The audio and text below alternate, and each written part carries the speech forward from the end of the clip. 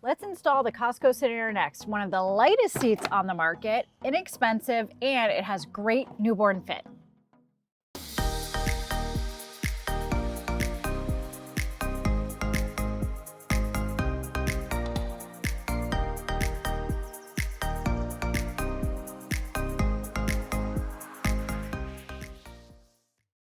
Don't let the cost or the fact that the seat is super lightweight make you think that it's not safe. It passes the same exact federal crash test standards as all other seats on the market.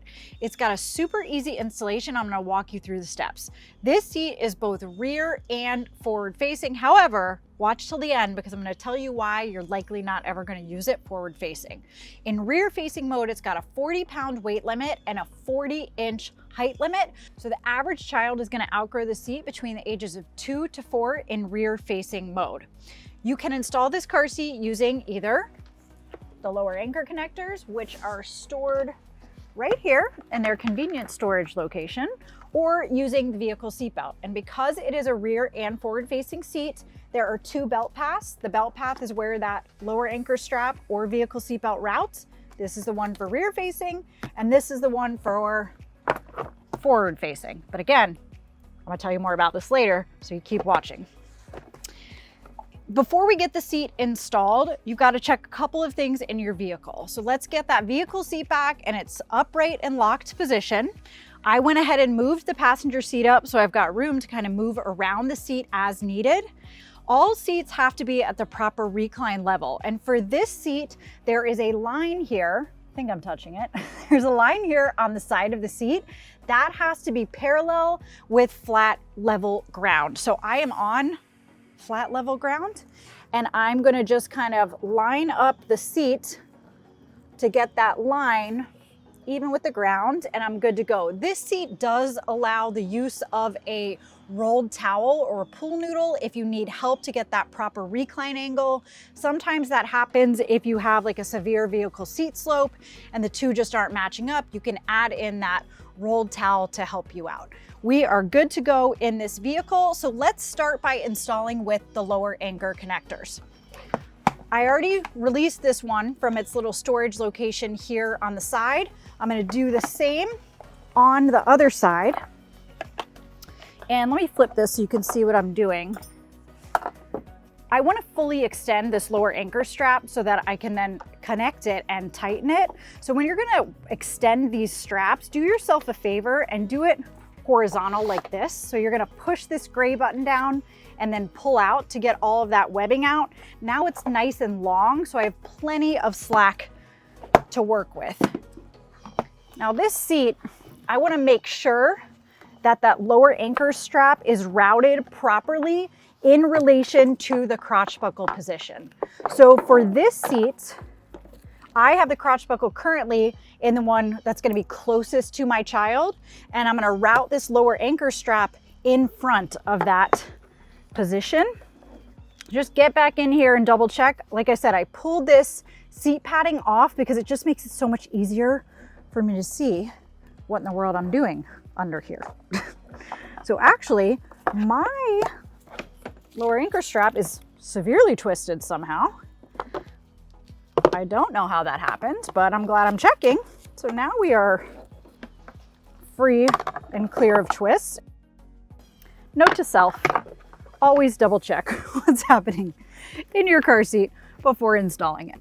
All right, when you are getting the strap where you want it to be, you want to make sure that when it lays flat in the belt path that your lower anchor strap is, I call this, it looks like a stapler, right? So it's fat side up.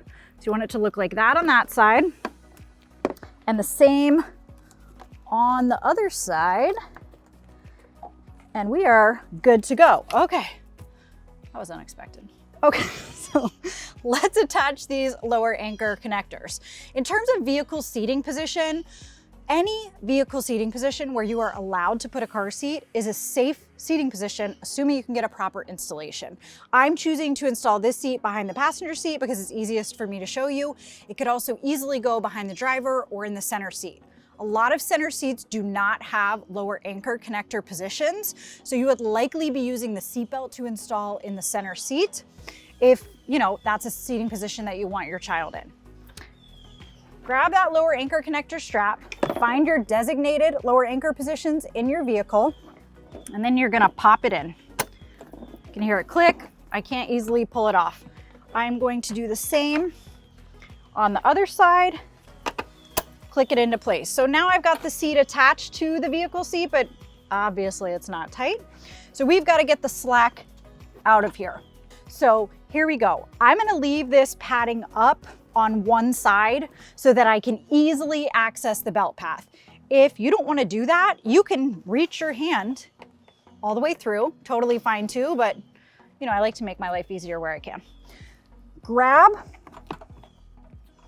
the little tail on your lower anchor connector strap, and instead of pulling all of the slack out this way, you're gonna do what's called the inside out trick.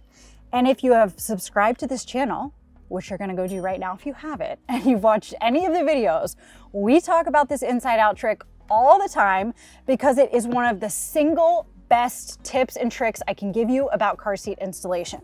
It applies to this seat and basically all of the others. So if you learned nothing else from this video, make sure that you do this for a sweat-free, stress-free installation. So instead of pulling this way, I'm gonna route that tail back in towards my body, and I'm gonna pull the strap this way. And while I do that, I'm gonna depress down in the seat because my goal is to get this strap as tight as possible around the seat itself. So I'm gonna shimmy and shake. I'm actually using my body a little bit here to like help me depress it down. I've literally assumed the only position that I'm ever in when you see me installing car seats on this channel, and my knee like automatically went back here because I'm gonna push it into the vehicle seat. So push down on each side, shimmy. You can see that strap tightening. Now my recline line may have changed a little bit, so let's check that. It did, it shifted a little bit, so I'm going to just shimmy the seat back into place. And now I'm level again. Let's see if I got it tight enough. I mean, that's pretty good, guys. It's barely moving, but let's say you're a little anal like me and you want it to be a tad bit tighter. No problem. Grab that tail of your lower anchor strap, push down, pull, get a little bit more out, check that recline again, and the seat is tightly installed. Sometimes getting this padding back on is the hardest part of the whole process, but I'm confident that you can do it. So that's it. That's how you install this seat using lower anchor connectors. Let's talk vehicle seatbelt installation method next. Before I switch to that, I want to show you how I uninstall the lower anchor connectors because this can trip some people up. This seat is obviously very tightly installed, which means the lower anchor strap is like super tight. Don't go in and try to unhook this right now. You're gonna get real pissed off if you do that, okay? We gotta loosen the strap a little bit to give you some room to get these J-hook style lower anchor connectors out. So the best way to do that is, again, you're gonna depress this like light gray button here, and then because the strap, remember how earlier I told you to pull horizontal? The strap is horizontal right now. So I just push it down and kind of pull the seat towards me, and you can see that I got some extra slack. You can also do it like this, but you see how when I pull vertical, it's harder. It just is. So the more you can pull horizontal, the easier it becomes. All right, now push it down, pull it up like I'm lifting it up, and I turned it sideways to get it out. So what it looked like is it's connected here like this. I depressed the little tongue, if you will. I rotate it sideways and then I pull it out. That's the best way typically to get these lower anchor connectors out. Now I'm gonna go ahead and store them in their little storage location because we are going to seatbelt install the seat. Okay, back to my standard installation position. Same thing as for lower anchor connectors. Vehicle seat back in the upright position. Plenty of room to move. I am on flat ground. I'm gonna do an initial read of the recline indicator, which is here on the side of the seat. I have one on my side too. Getting that level with flat ground, and it is for the most part. I'll check it again after I've fully and tightly installed. So seatbelt installation is similar to what we saw with lower anchor connectors. I'm going to use the rear facing belt path here. I like to lift the padding up for this too, just so I can like easily see what I'm doing and hand things to myself. Grab your vehicle belt buckle, pop that hand in, and feed the buckle to yourself.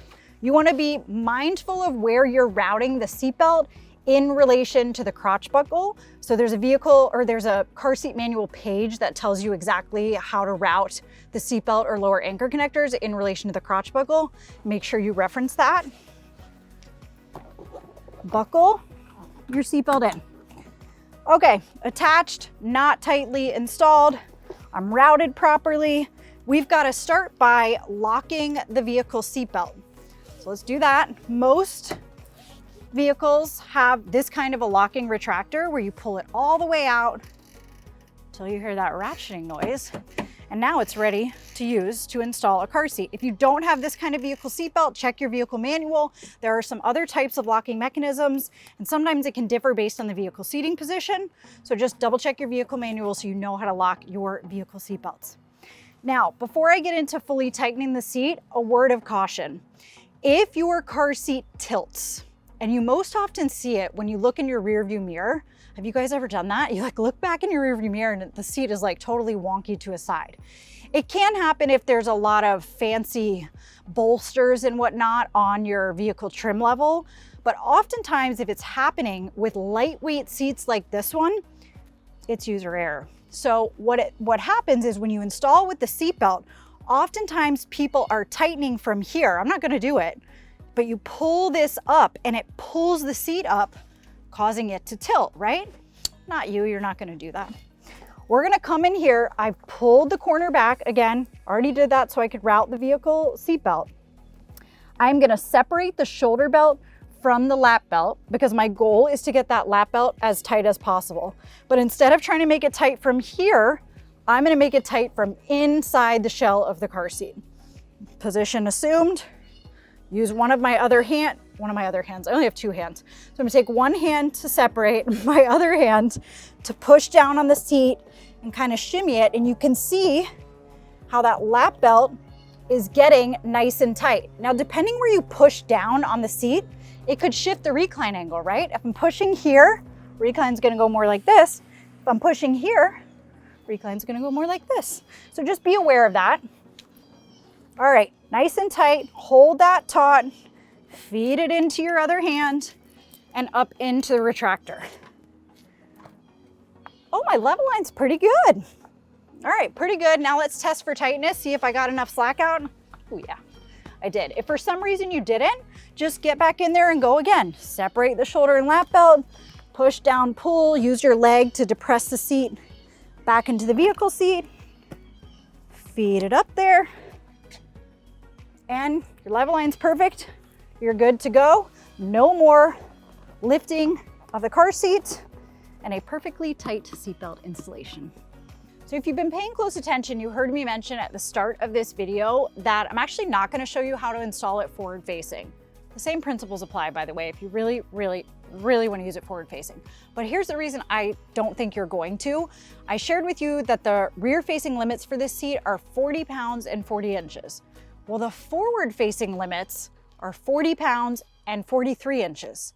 So by the time your kid outgrows this in rear facing mode, they will have also outgrown it in forward facing mode. And we know that the absolute safest way for our kids to ride is rear facing. We have a whole video for you on this. I'll link it here so you can go check it out. Keep them rear facing until they max out the seat, and then this seat can either be passed down to another child in your family, another family member, whatever makes sense, but then get a forward facing only seat. Our buying kits can help you with that if you need help choosing one. This seat overall, it's a really great option. I don't want you to think, like a lot of times people have trouble installing the seat, and I think it's because it's almost so easy, it seems like you should make it complicated. It's just a super simple, safe installation, whether you're using lower anchor connectors or the seatbelt. It's also a seat that a ton of people use for travel because it is only weighing 7 pounds. We have a ton of travel resources for you as well, if this seat makes sense for you for that. I hope you found the video helpful. Please make sure you subscribe to the channel. Drop any comments below. We'll be happy to answer them. And, I'll see you in the next one.